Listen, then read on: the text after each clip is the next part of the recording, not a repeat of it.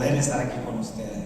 Amén. Así que le voy a invitar que abra conmigo la Biblia. Si usted trajo la palabra del Señor, le doy gracias a Dios por los pastores también de esta casa, ¿verdad? Que aceptaron el llamado y el reto de poder abrir camino aquí en esta ciudad, donde yo sé que Dios va a levantar esta obra para que su gloria sea conocida.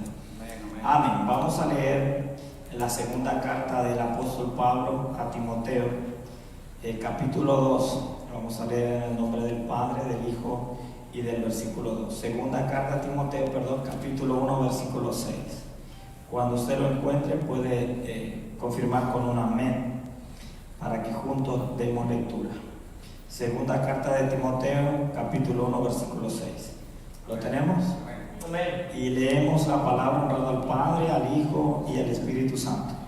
Y dice de la siguiente manera: por lo cual te aconsejo que avives el fuego del don de Dios que está en ti, por la imposición de mis manos.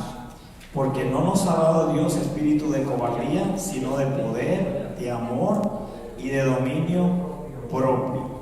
Por tanto, no te avergüences de dar testimonio de nuestro Señor y de mí, preso suyo, si no participa de las aflicciones por el Evangelio según el poder de Dios, quien nos salvó y llamó con llamamiento santo, no conforme a nuestras obras, sino según el propósito suyo y la gracia que nos fue dada en Cristo Jesús antes de los tiempos de los siglos.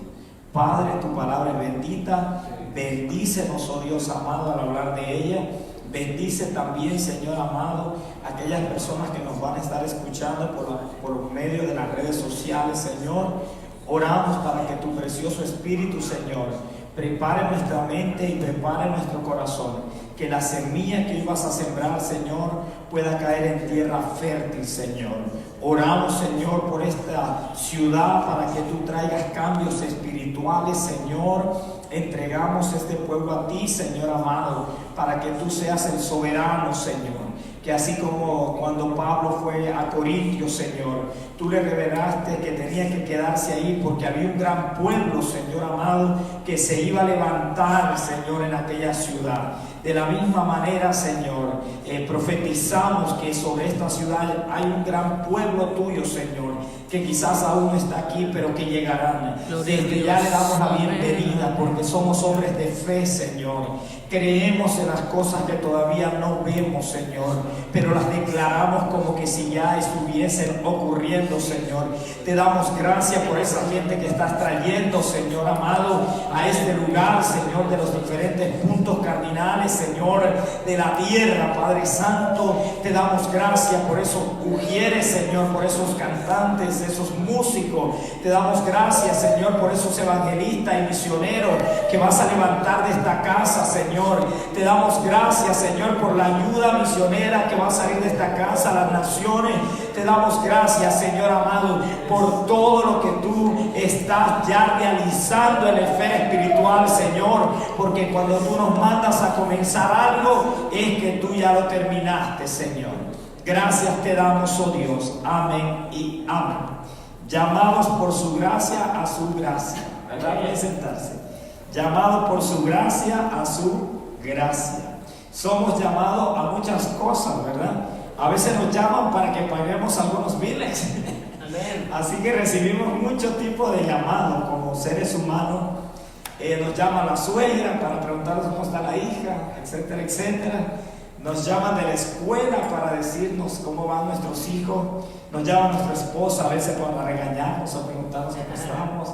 Hay muchos tipos de llamado en la vida, ¿verdad? Pero aquí Pablo habla de un llamado que no tiene que ver con la iniciativa del hombre, sino que tiene que ver con la iniciativa de Dios, ¿verdad?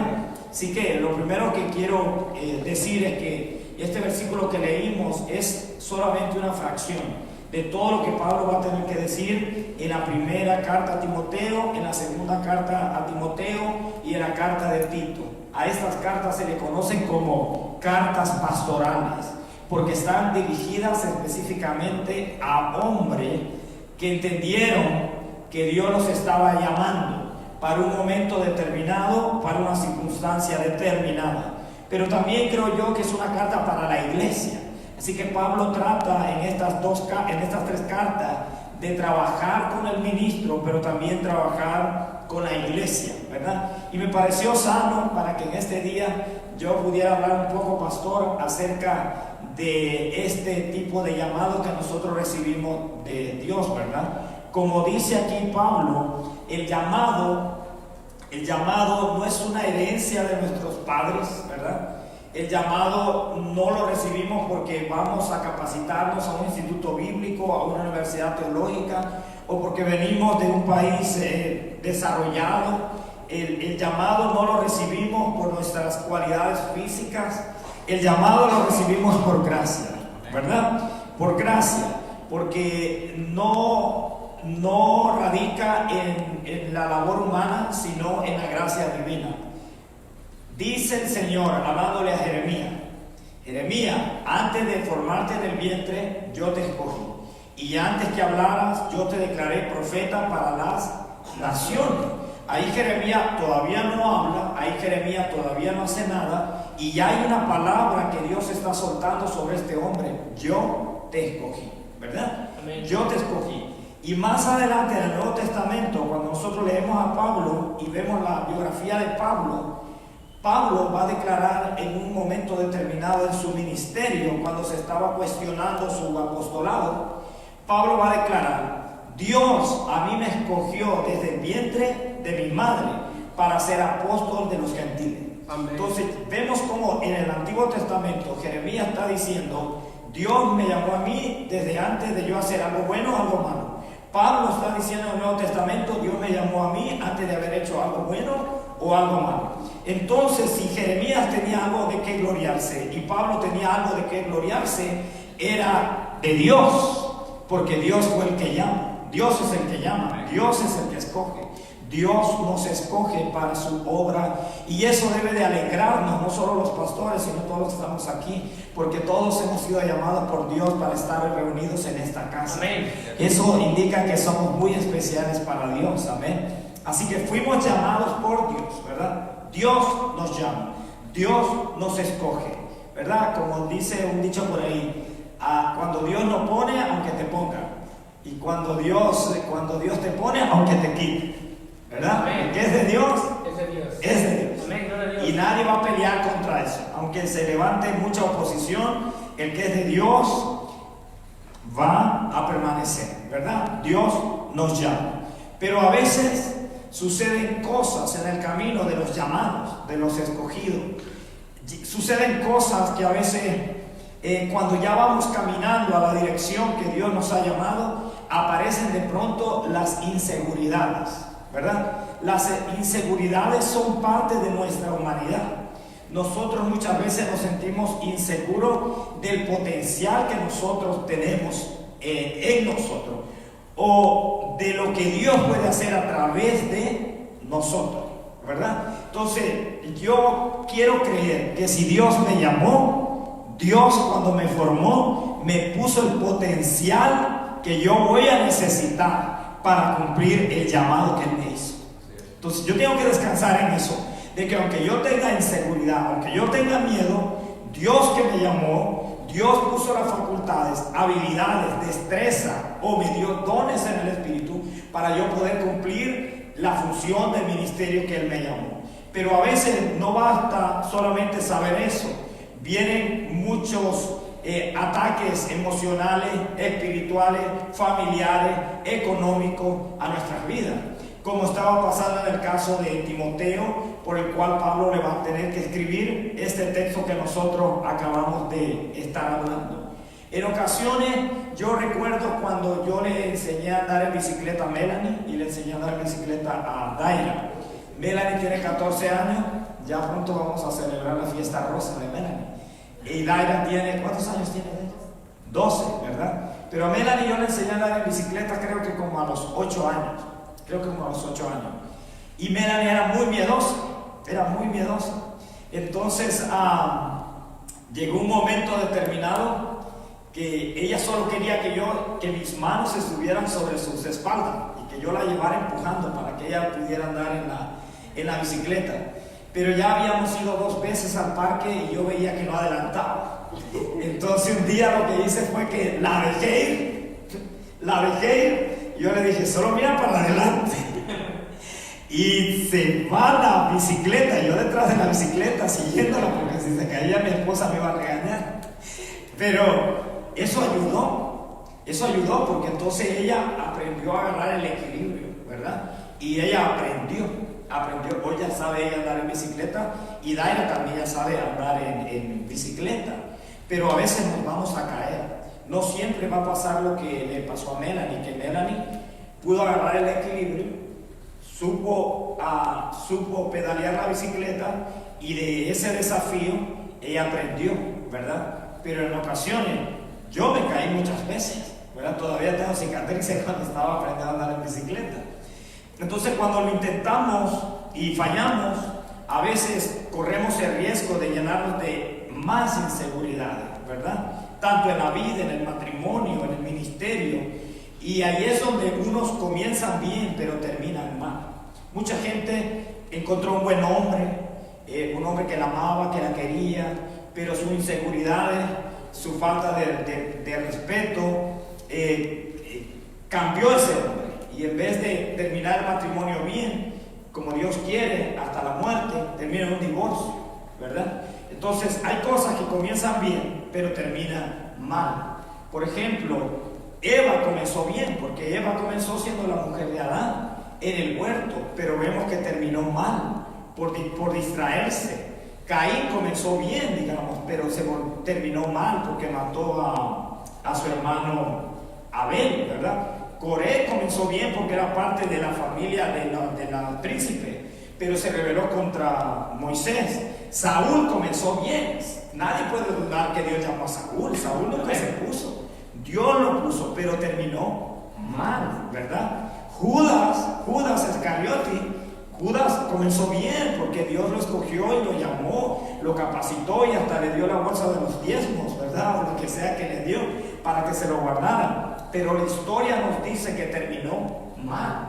O sea, no basta solo con saber que Dios nos llamó, sino que tenemos que terminar bien, ¿verdad? Que van a venir retos a nuestras vidas, van a venir oposiciones muchas veces, pero nosotros fuimos llamados para perseverar. Entonces pienso yo de que un principio para poder llegar a la meta que Dios nos establece es que tenemos que ser llamados, pero tenemos que ser personas que vamos a perseverar. Y perseverar significa continuar a pesar de, ¿verdad? Usted agréguele ahí cuenta financiera, situación migratoria, problemas en la salud. Usted agréguele lo que quiere agregar. Pablo en un día dijo, bueno, yo voy a agregar que no había azote, voy a agregar un naufragio, voy a agregar como 3 veces me han querido matar, voy a agregar, etcétera, etcétera. Él agregó una gran lista de que lo que él tuvo que pasar para poder decir al final del tiempo, he peleado la buena batalla de la fe, ¿verdad? Entonces, perseverar a pesar de, ¿verdad? A pesar de que no tenga el éxito que la mayoría de mi generación está teniendo, no importa, ¿verdad? Yo tengo que perseverar. Noé perseveró 120 años, ¿verdad? ¿Y qué hizo? Salvó su familia. Noé salvó su familia, por perseverar, salvó su familia. Entonces estamos viendo, Dios nos llama, vienen inseguridades, podemos terminar mal, pero no queremos terminar mal. Entonces vamos a permanecer, ¿verdad? Vamos a permanecer y vamos a perseverar. Me gustó una anécdota que aprendí cuando niño, que dice que todos los animales llegaron al arca, ¿verdad? Pero también el caracol llegó, ¿verdad? ¿A quién cree que le fue más fácil llegar? ¿Al venado o al caracol? ¿Cuál usted cree que le fue más fácil llegar? Al venado, ¿verdad? El caracol tardó mucho más tiempo en llegar, pero no importa lo que tarde, el punto es que llegó. Y como llegó, ahora tenemos caracoles, ¿verdad? En el mundo hay caracoles, podemos ver caracoles, porque hubo un caracol que no se distrajo de que otros estaban corriendo más rápido, ¿verdad? Él sabía que tenía que llegar. Y me gustó una anécdota que creo mi esposa estaba escuchando ayer, que dice que 2 ranas cayeron en un hoyo, ¿verdad? Y todos los demás animalitos del bosque se reunieron alrededor del hoyo y comenzaron a decirle: es imposible que salgan ustedes de ese hoyo. Mejor ya no hagan ningún esfuerzo y dense por muertos. Pero las 2 ranitas comenzaron a saltar y a saltar y a saltar, y comenzaron a decirle a los de afuera: no intenten salir porque no van a poder, nadie las va a poder sacar de ahí. Total que ya como a las 4 horas una se dio por vencida y se dejó ir a un precipicio más del hoyo y murió. Entonces la otra siguió luchando por 4 horas más hasta que salió. Entonces los animalitos del bosque se reúnen y le preguntan: ¿por qué tú no te desanimaste a pesar que todos estábamos gritando que ya no lo sigas, ¿verdad? Y ella dijo: ¿qué estás diciendo? Y cada vez gritaba más la rana y le dice: discúlpame, es que soy sorda, ¿verdad? Soy sorda. Y a veces, hermano, para poder llegar a lo que Dios tiene para nosotros, tenemos que volvernos personas sordas. No vamos a darnos el lujo de ir a los negativos, no vamos a darnos el lujo de ir al diablo, no vamos a darnos el lujo de ir a los demonios, no vamos a dar el lujo ni siquiera escucharnos a nosotros, porque el llamado no lo hicimos nosotros, lo hizo Dios. Y si Dios nos llamó, Él sabe el potencial, la fuerza, el carácter que va a poner dentro de nosotros, para que nosotros podamos seguir saltando y saltando y saltando hasta que salgamos de ese hoyo. Así que Caracol pudo llegar al arca y la rana salió. El caracol porque aprendió a ser perseverante. Abraham perseveró. Todos hemos oído la historia de Abraham, que ya parecía que era imposible que se cumpliera, pero Dios, que no miente, ¿verdad? Dios, que no miente, le hizo una promesa: tú serás padre de naciones. Y me interesa, mi hermano, porque cuando Dios llama a un hombre, lo prueba primero. Lo prueba en lo poco, porque el que es fiel en lo poco, entonces tiene para que se le ponga en lo mucho. Pero el que no es fiel en lo poco, no se le puede poner en lo mucho. Imagínense, Abraham le dice Dios: tú vas a ser padre de multitudes. Abraham era estéril, Sara era estéril, Abraham era estéril, Sara era estéril, y ya estaba viejo, ya no podía hacer nada. Y Dios le dice: tú vas a ser como, cuenta las estrellas, no las puedo contar, cuenta las arenas, no las puedo contar. Entonces le dice el Señor: así no se va a contar tu generación. Pero si uno observa, no está pasando nada, pero hay una palabra. Y Abraham permaneció hasta que Dios cumplió la palabra. Luego a David se le promete que va a ser rey, y llega a la casa del rey como sirviente, pero con una promesa que él iba a ser rey. David permaneció ahí hasta que Dios cumplió la promesa. Pedro la regó muchas veces. Pedro en una ocasión, de verdad, lloró amargamente, como muchos lloramos en la noche sin que nadie nos vea, porque le hemos regado. Mas sin embargo se quedó cerca, y uno de los primeros predicadores que hubo después del advenimiento del Espíritu Santo fue Pedro, y en la primera predicación se convirtieron más de 3,000 personas. ¿Cómo fue que Dios lo hizo? Bueno, honró la perseverancia de Pedro. Aún Jesús perseveró y venció la muerte. Aún el apóstol Pablo llegó al final. ¿Qué nos quiere decir? Que nosotros debemos de perseverar a pesar que las circunstancias digan lo contrario, ¿verdad? Porque el que se acerca a un buen árbol, decían en mi pueblo, buena sombra lo acobija, ¿verdad? Y el que se acerca a Dios lo acobija a Dios. Y el que habita el abrigo del Altísimo morará bajo la sombra del Omnipotente. Amén. Démosle un aplauso a nuestro Dios. Aleluya. Somos llamados por Dios, pero que nos podemos distraer, que podemos comenzar bien, pero podemos terminar mal, que lo que tenemos que hacer es perseverar, como el caracol, como la rana, como Pablo, como Jesús, como Abraham, que fueron gente que creyó, ¿verdad?, a lo que Dios le estaba diciendo, aunque no estaba viendo las cosas que se estaban cumpliendo. Ahora, yo creo, esa es como una definición muy mía, que solo permanecemos o perseveramos en lo que tenemos pasión. Eso es clave. ¿verdad? Nadie va a permanecer o perseverar en algo si primero no tiene pasión.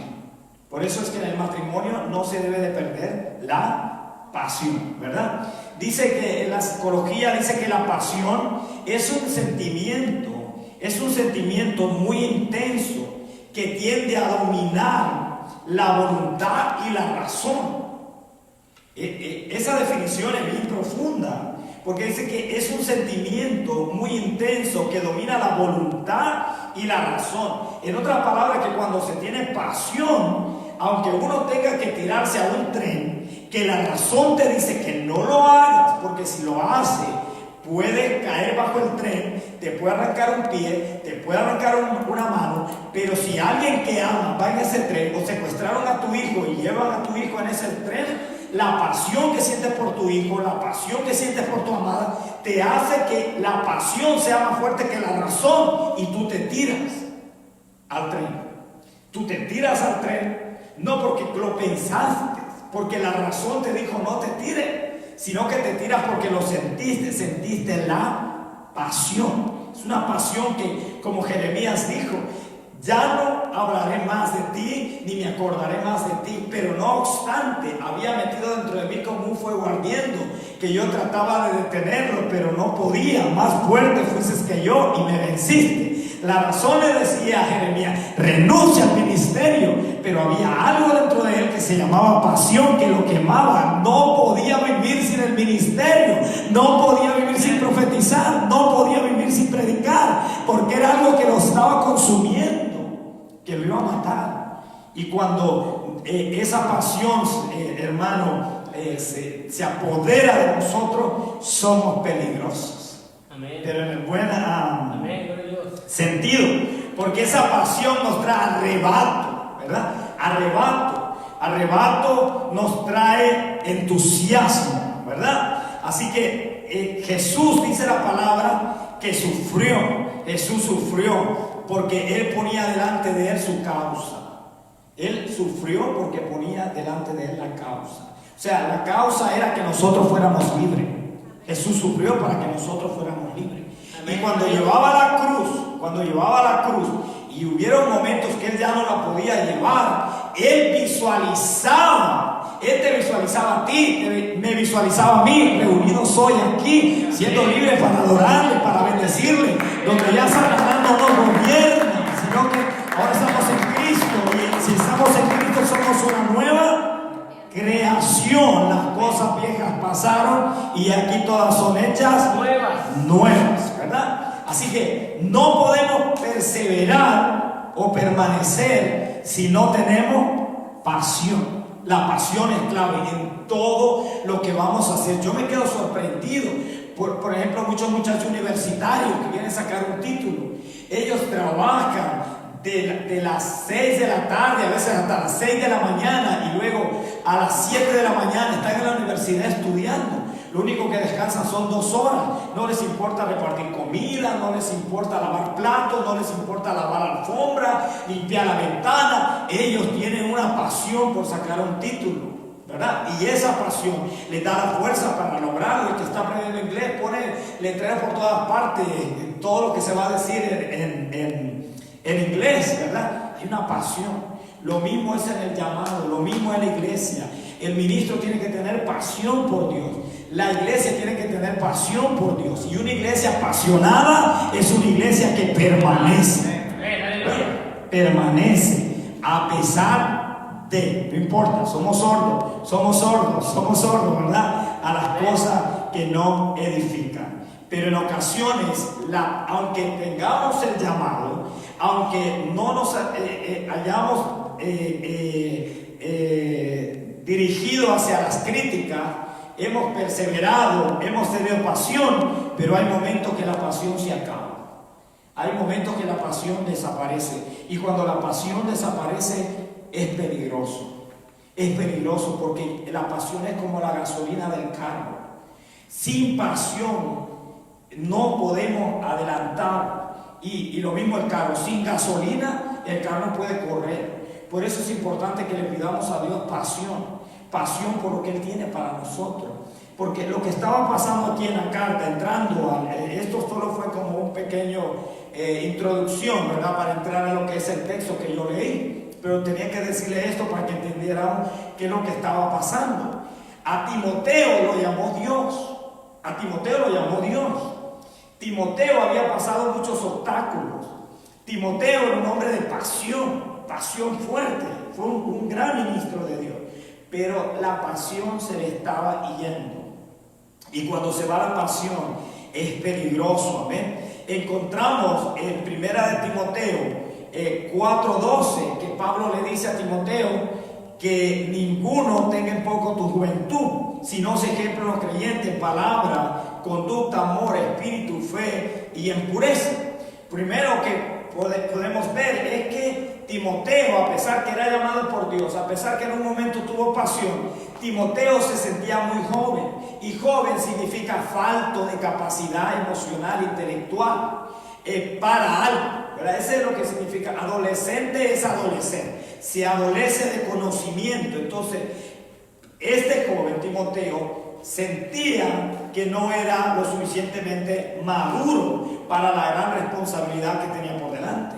Si Pablo no se hubiese dado cuenta de que ese era el problema, no le hubiese dicho: ninguno tenga en poco tu juventud. Así es, amén. O sea, le está diciendo: tú te sientes joven, pero ninguno tenga en poco tu juventud, porque el ministerio no radica en que si uno es joven y bonito y fuerte, o anciano y feo. El ministerio radica en que Dios nos llama. Amén, gloria a Dios. Y Dios nos llama, y nosotros respondemos al llamado de Dios diciendo: sí, Señor.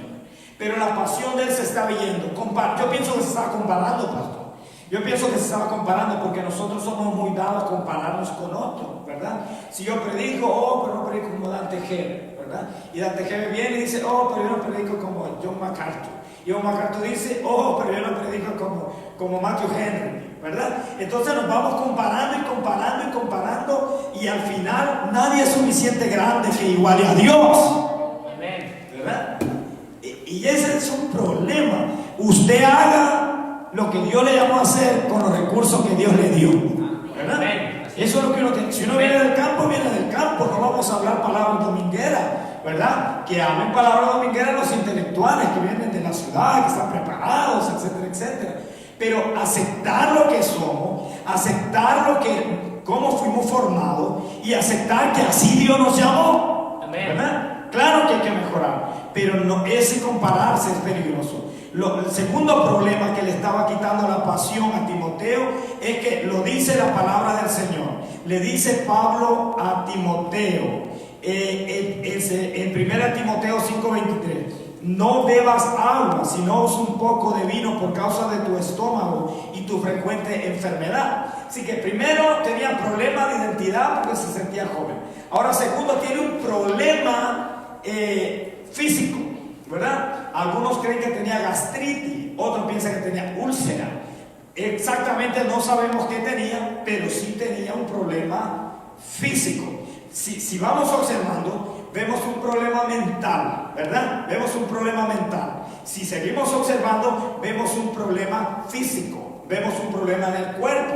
Porque el hecho que Dios nos llama no quiere decir que no vamos a tener problemas. Vamos a tener problemas emocionales, vamos a tener problemas en el cuerpo, pero Dios es más grande que mi mente, Dios es más grande que mi cuerpo, ¿verdad? Eso es importante que lo entendamos en el ministerio que Dios nos va confiando. Entonces a veces las enfermedades se presentan, y él mismo va a decir Pablo mismo va a decir en una ocasión que él había orado a Dios para que Dios le quitara un aguijón.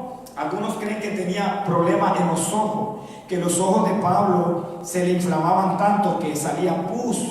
Era algo horrible de que tenía el apóstol, estaba enfermo.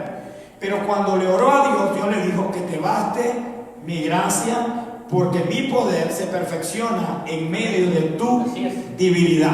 En otras palabras, tienes que seguir trabajando aunque estés enfermo, ¿verdad? Tienes que seguir trabajando aunque estés enfermo, porque si esperamos estar bien física, mentalmente, yo creo que nunca vamos a trabajarle al Señor, ¿verdad? Nunca vamos a trabajarle al Señor. Vamos a trabajarle como estemos, ¿verdad? De esa manera. Así que se sentía joven, estaba enfermo. Y también va a decir más adelante en 1 Corintios 16:10, si llega Timoteo, mirad que esté con vosotros con tranquilidad. O sea, Pablo está diciendo ahí, Timoteo es nervioso, no griten mucho, traten de no darle mucho problema, porque tiene unos nervios así como muy agudos, ¿verdad? Usted ha visto que gente es así como muy nerviosa. Y muy probable Timoteo sufría de mucho nerviosismo. Y ese nerviosismo le estaba matando también la pasión que en un momento había tenido en el corazón. Yo claro que tengo nervios muchas veces, me da nervios, pero yo sé que no vengo a hablar de mí, que vengo a hablar de Dios, y que no vengo con mi fuerza, sino con su fuerza. Amén. Denle un aplauso al Señor. Así que debemos de pensar en esto. Aunque seamos nerviosos, Dios está con nosotros. Y luego hay falsos maestros que habían entrado a la congregación, ¿verdad? Primera de Timoteo 1:13 dice, te rogué que te quedases en Éfeso cuando fui a Macedonia, para que mandases a alguno que no enseñara en diferentes doctrinas, le dice. O sea, se estaba enfrentando con personas que eran mucho más maduras en edad que él y mucho más preparadas académicamente que él, porque en el principio del cristianismo se convertían muchos judíos al cristianismo, y entre esos judíos a veces venían sacerdotes, sumos sacerdotes, gente bien conocedora. Ahora le está predicando un muchacho que él sabe que está menos de edad, que tiene menos conocimiento, él sabe que está enfermo, él sabe que es nervioso, ¿verdad? Fácil, tiene úlcera, yo creo que tiene úlcera, porque ¿qué más? Tiene gente sentada ahí que sabe mucho más que él, que si comete un error van rápido a decir, se equivocó ahí, ven, no está preparado, no está listo. Eso generaba estrés en la vida de este joven. Luego también la Biblia dice que los judíos cristianos de adentro lo perseguían, los judíos que no eran cristianos de afuera lo perseguían, y luego las autoridades también. Dígame usted si no tenía razón para perder la pasión. Amén. Tratar de mantener el fuego en un diluvio, no sé, ¿verdad? Yo creo que es difícil. Tratar de mantener el fuego en un diluvio, yo creo que es difícil. Amén. Y si pasión, vamos a decir que es como un fuego, ¿verdad? Y estas situaciones, juventud, enfermedad, nerviosismo, persecución de adentro, persecución de afuera, persecución de la nación, fácilmente hace que uno pierda la pasión. Y si perdiste la pasión, básicamente ya no puedes perseverar. Y si no puedes perseverar, no puedes tener el llamado que Dios te dio. Así que eso es importante para todos nosotros. Por favor, hermano, oremos para que tengamos pasión. Diga, Señor, dame pasión. Señor, dame pasión. Dígale, Señor, dame pasión. Porque solo puedo permanecer o perseverar cuando tengo pasión. Uno lo experimenta cuando uno pierde la pasión por Jesús. Esto es aburrido, la iglesia es aburrida, todo se vuelve fastidioso. Pero cuando uno tiene pasión por Jesús, aunque el himno esté mal entonado, uno llora, uno siente no sé qué, uno siente bonito venir a la iglesia. Aunque 2 o 3 estén reunidos en su nombre, lo importante es que Él está en medio de esos 2 que creen, ¿no? Sentimos gozo, sentimos alegría, sentimos contentamiento, porque tenemos pasión. Y hoy día hay muchos líderes, pastores, evangelistas, misioneros, que solo les queda el nombre. Porque ya sus ojitos no brillan cuando hablan del Nazareno. Amén. No brillan sus ojitos. Cuando se tiene pasión, cuando uno ama a su esposa, se dan cuenta que uno es ama. Porque los ojitos brillan. Usted sabe cuando los hijos de uno se están enamorando, uno le ve una sonrisa media rara, ¿verdad? Unos brillos, uno brilla en los ojitos medios extraños. Y uno sabe que se están enamorando, ¿verdad? Porque la pasión es tan fuerte que se manifiesta en los ojos, en la cara, en todas partes. Por eso Dios quiere una iglesia apasionada por Él, que no se distraiga, que se enfoque en Él, ¿verdad? Así que ya hablamos que somos llamados por Dios, pero el hecho que somos llamados por Dios no nos garantiza que vamos a terminar bien, porque muchos comenzaron bien y terminaron mal, ¿verdad? Que para poder uno terminar bien, tenemos que permanecer y perseverar. Pero también que solo perseveramos cuando tenemos que pasión. Y si no hay pasión, nos detenemos. ¿Qué hacer cuando se pierde la pasión? Dios también le da la instrucción Dios le da la instrucción a Timoteo. Timoteo es pastor. Ahora hay un veterano, hay un general que lo está aconsejando. Y ese fue el texto que yo di lectura intencionalmente.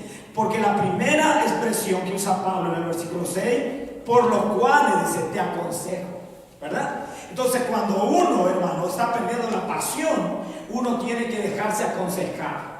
Dios nos aconseja por la enseñanza, Dios nos aconseja por la predicación, Dios nos aconseja por el pastor, Dios nos aconseja por un hermano, Dios nos aconseja por una canción. El consejo va a venir. Había un dicho en mi pueblo, yo me gusta decir dichos porque yo siento que la sabiduría del pueblo está en los dichos.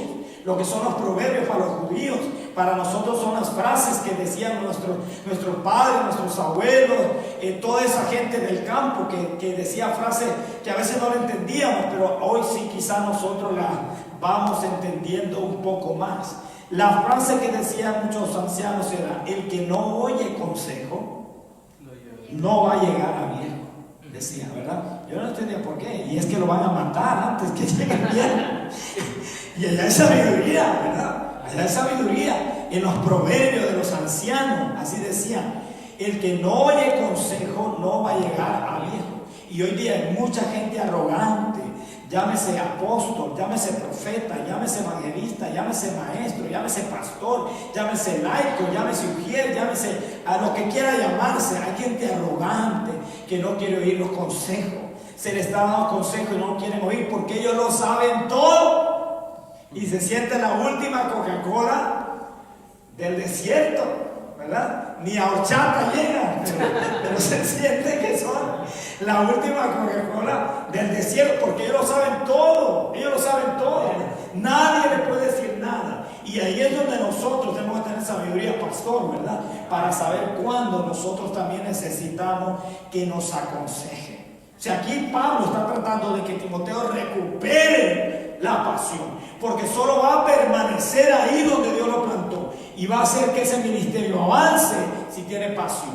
Ahora hay que trabajarle para que recupere la pasión, y el primer paso que le da Pablo es te aconsejo, te aconsejo. En otras palabras, no creas que lo sabes todo. Necesitas aprender. Y yo alabo a Dios por el sistema que estableció para la iglesia, porque uno se sienta para que Dios nos aconseje. Cuando yo estoy en la iglesia y otro está predicando, yo me siento y yo sé que Dios me está aconsejando a mí. Y yo espiritualmente recibo el consejo y luego lo manifiesto físicamente, haciendo caso a lo que Dios me dio. Dice que de la abundancia del corazón habla la boca. Hay que buscar gente que brille por el Nazareno, que ame a Jesús, porque esa persona nos va a ayudar a amar a Jesús, porque no podemos pedir consejo a todas las personas, ni podemos oír todos los consejos, pero sí debemos oír consejos. Las personas que nos van a aconsejar, las personas que nos van a orientar. Imagínense en un caso, los judíos están tratando de reedificar la ruina que dejó Nabucodonosor, están tratando de hacer el muro, y llega consejeros y dice, este muro, si una zorra pasa, se va a caer. Esto que ustedes están haciendo no sirve, ¿verdad? Ese es un consejo malo, porque les estaba desanimando. Pero ellos ese consejo no lo oyeron, pero los consejos buenos sí los oyeron. Entonces Dios trata con Timoteo diciéndole, déjate aconsejar. Le dice, recibe este consejo, porque yo ya soy un viejo, he peleado muchas batallas, de hecho ya me van a matar, me van a cortar la cabeza, porque Pablo sabía que le iban a cortar la cabeza, porque los siervos de Dios saben las cosas de Dios. Dios no va a hacer nada sin antes revelarle a sus siervos los profetas. Dios le había dicho ya a Pablo que él iba a morir y de la forma que iba a morir. Pero Pablo no perdió la pasión, porque era parte. Los redentores mueren crucificados, ¿verdad? A Gandhi lo envenenaron, a Jesús lo crucificaron. Y así todas las personas grandes les han dado muerte horrible. Entonces, si uno va a hacer algo para Dios y Dios lo levanta en una posición de honor, uno tiene que saber que tarde o temprano va a ser crucificado. Pero eso no nos debe evitar que la pasión por Dios se muera. Lo segundo que le dice: primero, te aconsejo. Segundo, aviva el fuego. Aviva el fuego. Es como atízalo, sóplale, ¿verdad? Sóplale. O busca hojas, o busca leñita seca y pone sobre las brasas que aún quedan. Porque ahí viene otro dicho, porque a mí me encantan los dichos. Porque donde hubo fuego, ¿ve? Ceniza queda. Y eso es una verdad. Si un día usted sintió pasión, ahí hay brasa. Con un poquito que se le ponga, usted va a volver otra vez a arder en el fuego del Espíritu Santo, para volver a ser antorcha y no vela, ¿verdad? Hacer llama y no solamente humo. Le dice: avívalo, tienes que avivarlo. No permitas que se siga apagando, porque uno siente cuando se está apagando esa pasión. Uno lo siente, hermano, y es ahí donde tenemos que reaccionar, hacer algo, movernos, saltar, correr, brincar, danzar, qué sé yo, pero hacer algo para que el fuego no se apague, que siga encendido en nuestros corazones, que Dios siga soplando esa llama, ¿verdad? Y luego le va a decir en el versículo 16 que está en ti. Que está en ti. O sea, ya están ahí. Solamente tienes que saber que están ahí. Y dice la palabra del Señor: pero recibiréis poder cuando haya venido sobre vosotros el Espíritu Santo, y me seréis testigos en Samaria, en Jerusalén, en Judea y hasta lo último de la tierra. ¿Qué íbamos a recibir? O mejor dicho, ¿a quién íbamos a recibir? Al Espíritu Santo. Entonces el Espíritu Santo ya está dentro de nosotros. Tenemos un testimonio interno que es la voz del Espíritu Santo, hablándonos de adentro, de que somos un real sacerdocio, que somos una nación santa, que somos un pueblo adquirido, para que anunciemos la gloria de su nombre. El Espíritu Santo está dentro de nosotros, diciéndonos que Dios nos amó tanto, que dio a su Hijo unigénito, para que todo aquel que en él cree no se pierda, mas tenga vida eterna. No debemos ignorar la voz del Espíritu Santo. El Espíritu Santo nos va a hablar, no nos va a gritar, nos va a dar un pequeño susurro, nos va a decir cositas suaves, pero son cositas suaves pero poderosas, ¿verdad? Que van a cambiar nuestra forma. A veces yo no le quiero seguir en el ministerio, luego me voy a orar a un cuarto y Dios me dice un texto bíblico: no temas porque yo estoy contigo, no desmayes porque yo soy tu ayudador, que te esfuerce, siempre te sostendré, siempre te ayudaré con la diestra de mi justicia. Amén. Entonces son palabras suaves pero que me hacen fuerte, pero es algo que no viene de arriba, viene de adentro, porque ya tengo al Espíritu Santo. Entonces el Espíritu Santo es parte para encender la llama, no lo es todo, porque yo también tengo que querer que mi vida arda en la llama del Espíritu Santo. Y luego va a decir también Juan que Jesús dijo: yo rogaré al Padre para que envíe a vosotros el Espíritu Santo. Entonces el Espíritu Santo dentro de la vida del que es llamado, del que está perseverando, del que quiere recuperar la pasión, es clave. No podemos recuperar la pasión por Jesús sin el Espíritu Santo, porque Él hablará, dice, Él hablará y os hará saber todas las cosas. El Espíritu Santo me glorificará a mí. O sea, el trabajo del Espíritu Santo no es para que nosotros le adoremos, aunque le podemos adorar porque es Dios. El trabajo del Espíritu Santo es revelarnos a Cristo, para que por medio de Cristo nosotros podamos ser libres de nosotros mismos.